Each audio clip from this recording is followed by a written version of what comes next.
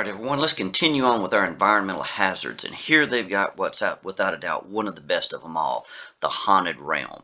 Here's the classic haunted house. D&D's got this written just all over it, and there's many modules that would fall all into this. Makes you want to create a new haunted house adventure just to throw in what they've got in this haunted realm.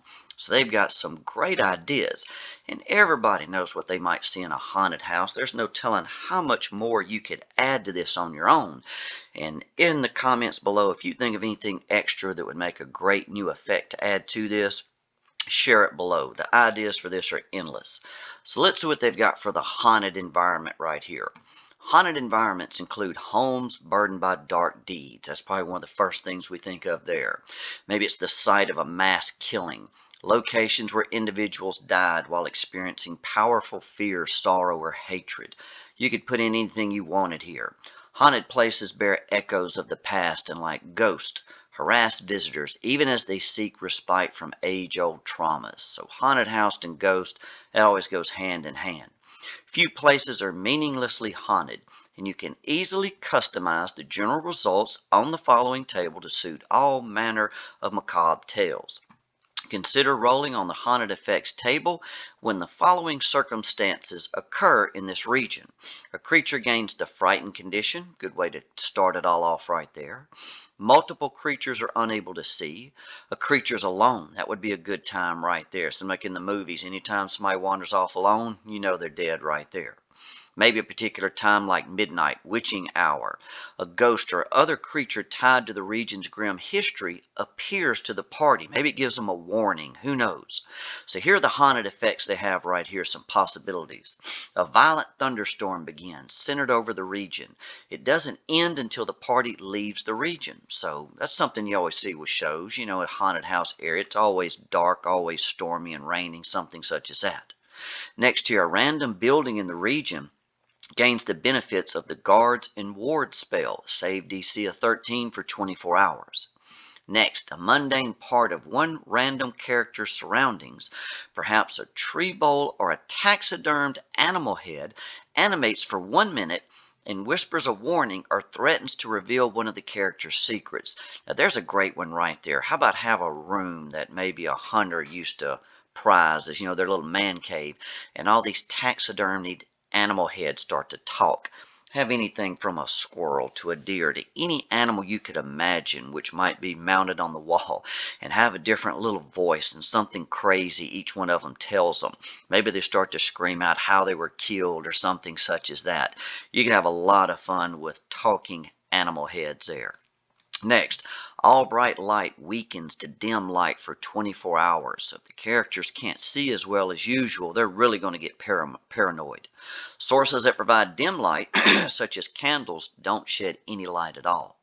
Next, the temperature in the region drops by 10 degrees Fahrenheit every hour for the next 1d6 hours. You always hear about cold chills when somebody enters an area like that, so that's a good one to throw in. It's classic.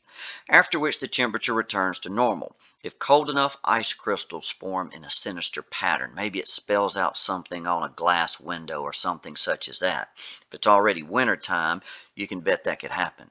Next here, one random creature's shadow acts independently for the next 24 hours. The shadow acts out of sync with its owner, perhaps dramatically choking or trying to murder another shadow. That might even start to think it's the undead shadow from the game.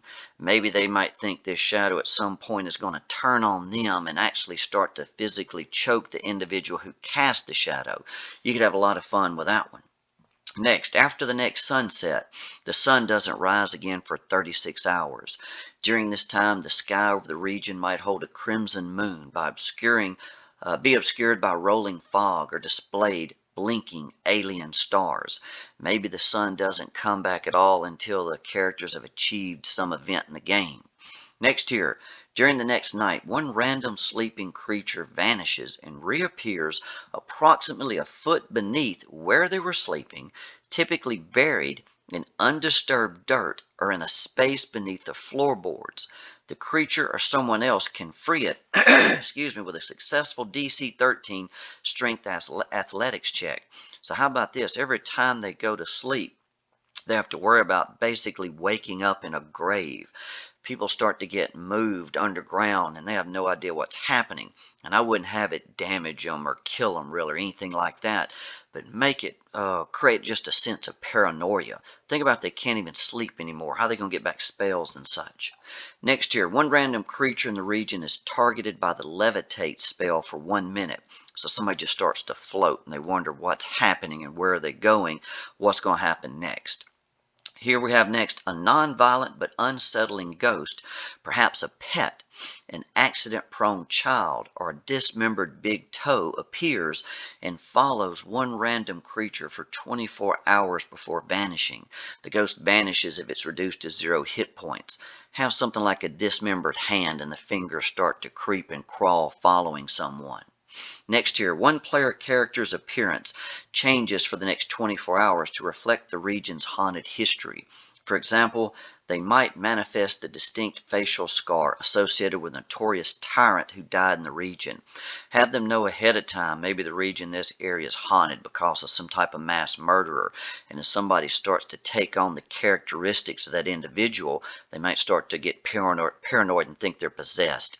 Maybe they have a hook hand, a club foot, a patch over one of their eyes, whatever that might be. For the next 24 hours, any humanoid killed in the region rapidly decomposes and rises as a skeleton 1d10 minutes after dying. So now every time they kill some type of humanoid, and maybe add other creatures too, animals or whatever, anything with a skeleton, have it rise up, maybe even 1d10 rounds right there. Give them a little something extra to deal with. Over the next 24 hours, whenever any creature is wounded, its blood or similar fluid spreads to form a short message or grisly message. So think about that. The blood, every time it hits the ground, starts to maybe spell out something. Maybe it starts to rise up and take the shape of the character. Who knows? Next year, a spirit inhabits one character's simple or martial weapon, making it a sentient magic item until the character leaves the region. So now something like a weapon all of a sudden has a personality of its own. And of course, you can go to Dungeon Master's Guide for random rolls for those.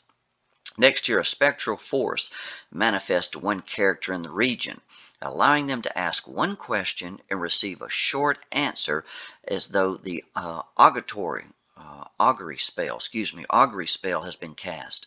The force manifests as a planchette moving on a talking board. I'd have to look up what that is. Writing on foggy glass or insects swarming to create messages.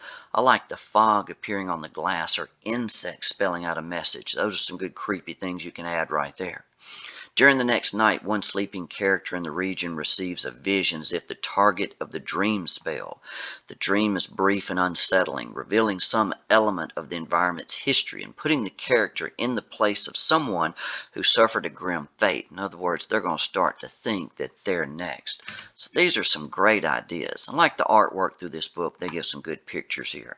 Notice how the dog sees what looks like a ghost appearing behind this person. I'd say in the mirror that their image starts to move on its own. Maybe all of a sudden it has a weapon in its hand. It looks like it's going to attack them. You can see the walls look like they're coming alive. And look, here's a little head on the wall of a mounted animal. Again, the little taxidermy idea was given previously. Next here, a coffin or small enclosed space in the region, perhaps an antique box, a stone cairn, or a tree stump sealed with rocks, radiates palpable malice. In other words, malice starts to take on a physical form.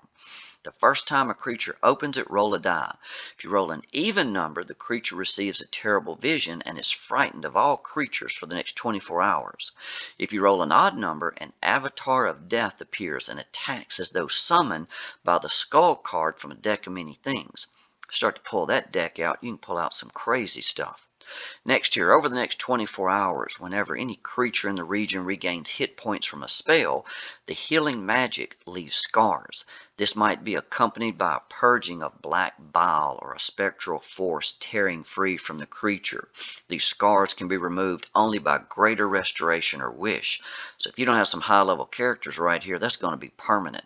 Have the scars scream or maybe give them some type of ominous message. How about that if their own scars start to talk to them? Next year, for 24 hours, A luminous wisp of vapor floats above a corpse or grave in the region. Of course, they're going to think it's a ghost.